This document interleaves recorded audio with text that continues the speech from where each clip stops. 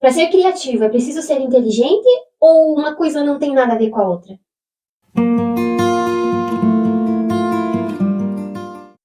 Olá, gente criativa! Como é que você está? Eu estou muito bem e estamos com mais um vídeo no nosso canal para falar hoje sobre a questão de se você, assim como eu e outras tantas pessoas nesse mundo, meu Deus, já se perguntaram se, para ser criativo, eu preciso ser inteligente? Qual é a relação entre essas duas coisas?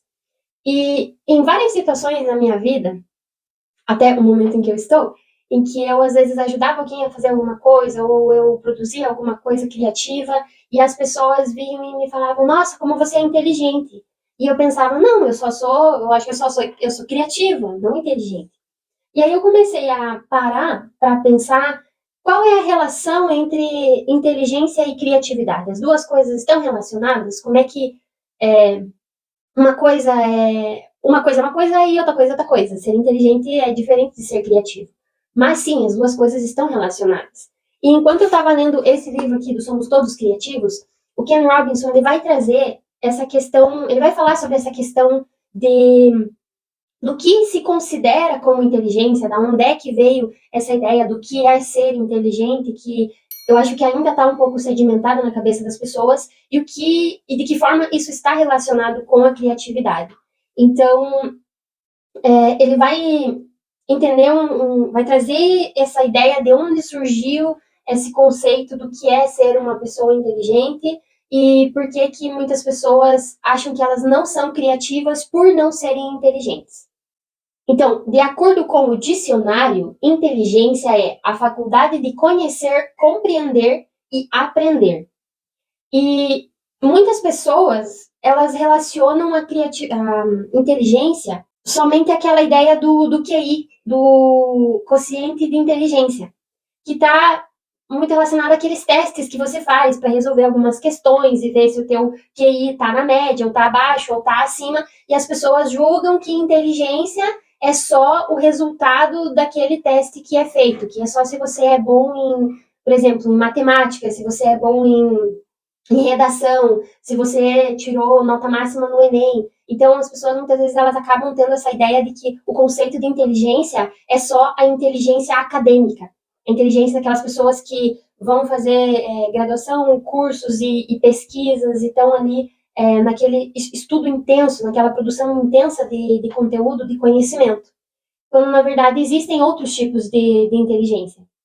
Só que esses testes de QI, eles vão avaliar apenas a habilidade cognitiva da pessoa e não outras habilidades que ela pode ter desenvolvido ao longo da sua vida e que podem ajudar na sua criatividade, né, a desenvolver o seu potencial criativo, a ela gerar novas ideias e, usando essa inteligência que ela tem, criar coisas diferentes, criar coisas novas. Para entender um pouquinho de onde é que surgiu, né, essa ideia do QI, de você fazer um teste de inteligência nas pessoas para ver o quão inteligente elas são. O Ken Robinson ele vai trazer aqui mais explicado sobre da onde que surgiu isso, como é que foi acontecendo, as mudanças de pensamento. Mas eu vou tentar dar uma resumida só para explicar, porque esse não é necessariamente o foco do vídeo, mas é só para ajudar a gente a entender. Então, os testes de QI foi uma forma que, depois do período do Iluminismo, as escolas que surgiram, eles inventaram esse teste de QI para selecionar uma porcentagem de alunos para ingressarem nas escolas mais renomadas, que eram chamadas grammar schools, ou as escolas de gramática, que vinham um pouco relacionado com escolas que eram que eram regidas pela igreja, que tinham ensino de latim, de retórica, da gramática. Então, foi modificando um pouco esse pensamento, foram sendo incrementadas algumas coisas nas disciplinas dessas escolas, né? E acabou que eles queriam selecionar só a nata dos alunos para ingressarem nessas escolas mais renomadas, nessas escolas que tinham, digamos, uma qualidade maior de ensino. Só que, na verdade, essa qualidade estava mais relacionada ao valor da mensalidade a ser paga para estudar naquela escola do que necessariamente a qualidade do ensino. Porque aí existiam outras escolas que as mensalidades eram mais baratas e que o resto dos alunos que não passavam nesses testes de QI, eles iam para essas outras escolas. Então, O teste de QI ele foi instituído como uma forma de selecionar esses alunos. Seria como uma espécie de vestibular, onde só os melhores entrariam naquelas grammar schools, né? Essas escolas de gramática mais renomadas. Só que aí acontecia que eles tinham se eu não me engano, eles tinham uma faixa, uma cota de só 20% dos alunos poderem entrar. Então, é claro que fazendo os testes de QI, iam ter alunos que iam conseguir, mais alunos que iam conseguir as notas necessárias para entrar nessas escolas. Só que como eles tinham um número reduzido de quantos alunos poderiam estar lá, eles acabavam falando, você não atingiu a nota máxima lá do QI para entrar, então você não vai poder, você vai ter que ir para outra escola lá. Quando na verdade estava muito mais relacionado a pessoa não conseguir pagar a mensalidade do que a questão do quociente de inteligência dela. Porque ela tinha adquirido a nota máxima, só que ela não tinha condição de pagar a mensalidade da escola. Então, eles cortavam esses alunos e aí gerava aquela coisa, poxa, eu não passei no teste de QI, então eu não sou uma pessoa inteligente. Então, acabava gerando um pensamento de que só existia uma certa porcentagem de pessoas que eram inteligentes e que eram aceitas nessas escolas e que todos os alunos que iam para aquelas escolas ali renomadas eram os mais inteligentes, eram a nata da sociedade, quando na verdade muitos deles eram por uma questão de que poderiam pagar a mensalidade, não por uma questão própria de inteligência. Mas aqui, novamente, eles mediam apenas as habilidades cognitivas dos alunos. Então, outros tipos de habilidades, elas não eram testadas, elas não entravam nesse teste do QI. E aqui que entra um pequeno problema, porque aí, essa ideia de inteligência, ela só foi sendo trazida como alunos que são bons em matemática, em fazer cálculos, sei lá, que fazem redação, que nem eu falei, tipo aqueles alunos que conseguem resolver problemas dificílimos, aquela coisa. Então, veio sendo trazida essa ideia de que inteligência está relacionada somente com a inteligência acadêmica e não com outros tipos de inteligência que a gente vai ver mais para frente aqui no vídeo. E a gente pode perceber que nós ainda temos um pouco engessada essa ideia de que pessoas inteligentes são aquelas que sabem fazer cálculos matemáticos sem precisar usar a calculadora, ou conseguem escrever um ensaio, um texto, colocando todas as vírgulas no lugar certo, ou uma pessoa que é expert lá, fera em química e física desde o ensino médio, e quando na verdade a gente esquece que existem outras habilidades que precisam ser desenvolvidas e que também podem ser entendidas como partes que compõem a inteligência de uma pessoa e que são necessárias para que a gente viva em sociedade, para que a gente evolua e, logicamente, para que a gente seja criativo. Então, o Ken Robinson, ele traz, um apanhado do que, mais ou menos, o que eu já falei aqui, ele vai trazer a chegada do iluminismo com o pensamento cartesiano e que vai mudar um pouco como que as pessoas vão ver e vão pensar sobre a realidade e a necessidade das pessoas terem mais estudo, delas estudarem mais, delas obterem mais conhecimento. Então, aí chega as prensas tipográficas, onde você pode imprimir livros e as pessoas têm acesso a livros, a mais materiais físicos. Então, começa nesse movimento das escolas. E aí chega essas escolas que vão fazer esses testes de QI e que aí vão selecionar esses alunos, e daí os alunos que não vão passar nesse teste de QI, eles vão se achar burro, e aí acontece o que hoje a gente ainda vê, aquela coisa de que se uma criança faz um teste de QI e ela não consegue atingir a média lá, que é 140 e alguma coisa, não vou estar bem lembrada, qual que é a média do QI, se ela faz um teste e esse teste dá abaixo, a criança vai se achar burra. Só que aí, a criança, ela é excelente em dança. Ela pode não saber fazer cálculos matemáticos ou não escrever uma redação com as vírgulas e com todos os acentos e as palavras nos lugares certos, mas ela é uma excelente dançarina. E aqui que entra a questão dos outros tipos de inteligência que a gente tem e que acabam ficando de lado na sociedade, porque justamente esse pensamento veio focado só na inteligência acadêmica. E foi meio que deixado de lado, meio esquecido os outros tipos de inteligência que uma pessoa pode desenvolver e que vão ajudar ela a ser criativa. Então, aqui a gente chega na questão de que não existe somente um tipo de inteligência.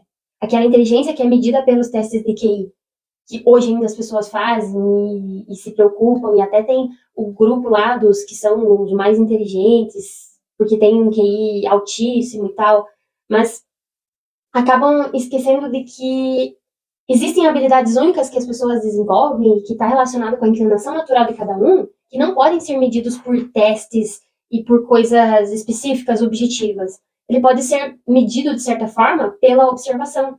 De você observar aquela inteligência, aquela habilidade na pessoa. Entra a questão de que você pode ser inteligente em matemática, mas teu primo é inteligente em pintura. Fulano de tal é inteligente em dança. O outro fulano lá é inteligente em macramê. Eu sempre falo macramê nos vídeos. Mas é esse tipo de coisa que eu digo. Da inteligência está relacionada com coisas. Então, uma pessoa pode ser inteligente na fabricação manual de alguma coisa, de brinquedos. Então, até outro dia eu vi um curso daquele site da Doméstica, num cara que fazia uns autômatos de madeira. E eu olhei para aquele trabalho dele e falei, nossa, que cara inteligente, olha como ele consegue, com pedaços de madeira, criar um objeto que se movimenta sozinho ali, só encaixando uma pecinha na outra. E é isso que eu quero trazer com toda essa discussão. Que sim, a inteligência está relacionada com a criatividade. Mas o que acontece é que você precisa entender, você precisa descobrir qual é a sua inteligência. E não ficar se culpando por, muitas vezes, você não ser inteligente em matemática, por exemplo. Eu sou uma pessoa que eu não me acho inteligente em matemática, porque eu tenho um pouco de dificuldade para entender matemática e tudo mais. Sempre foi o meu ponto fraco, digamos assim. Mas eu sei que eu sou inteligente em outra área. Então, eu fortaleço essa minha área em que eu sei que eu sou inteligente, em que eu sou boa, e isso me ajuda a ser mais criativa. Porque está relacionado com a minha inclinação natural. Então, eu consigo ser mais criativa a partir do momento que eu entendo que aqui é o meu foco de inteligência e eu consigo desenvolver essa habilidade cada vez mais com estudo, com experimentações, com práticas e colocando as ideias em ação, e eu consigo cada vez me tornar melhor e ficar cada vez mais inteligente nessa área. E até tem uma citação de um psicólogo aqui que ele fala sobre. Não sei se eu vou conseguir achar a citação dele, mas eu anotei aqui no meu roteiro. Que ele fala sobre que a inteligência é a capacidade de resolver problemas em um determinado contexto, e isso está muito próximo com o que a gente fala sobre criatividade, porque criatividade é você conseguir resolver problemas no contexto em que você está inserido. Então, se você desenvolve, se você consegue identificar qual é a área em que você é inteligente, e você consegue trabalhar aquilo cada vez mais, que está relacionado com a tua inclinação natural e tudo mais, e você consegue trabalhar aquilo, você vai conseguir ser criativo naquela área, você vai conseguir ter mais ideias, você vai conseguir fazer mais conexões, porque você vai conseguir relacionar esses conteúdos na tua cabeça e fazer as conexões necessárias para gerar uma nova ideia, para gerar um novo pensamento criativo. E a questão aqui é você descobrir qual é a área em que você é inteligente, qual é a área em que você é bom naquilo que você faz e que você pode se tornar melhor ainda, e que você gosta de fazer, que você gosta de estudar, que você gosta de melhorar.